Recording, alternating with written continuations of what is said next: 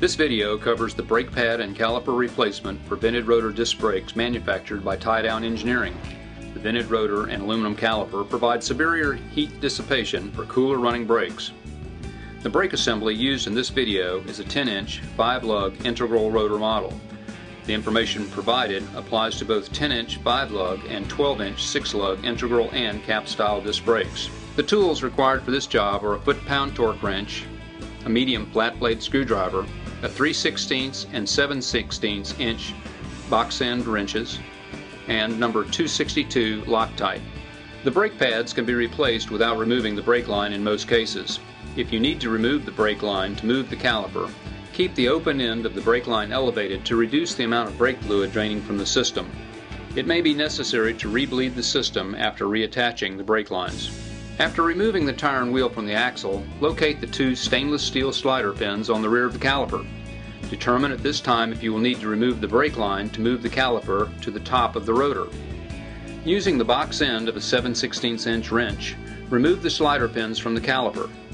Hold the caliper in place on the rotor when removing the second slider pin. Pull the caliper off of the rotor and set it on top of the rotor to be able to replace the pads. This can also be done on your workbench if the brake line is removed.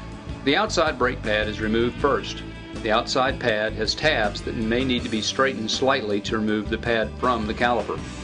Use a flat-bladed screwdriver to bend the tabs out.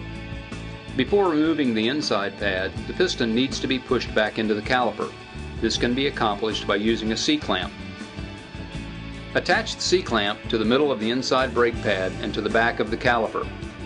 The pad should be pushed back to within 1/4 inch of the caliper housing. Remove the C-clamp, pull the pad to the center and out of the caliper.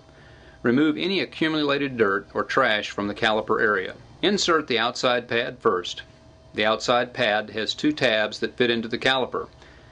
The inside pad uses a spring clip which fits into the caliper piston. Position the caliper over the rotor. Align the caliper so that the mounting bracket is to the inside of the caliper. Coat the threads on the stainless steel slider pins with Loctite 262. Do not assemble without Loctite on the slider bolts. Damage to the brakes will occur if this is not done.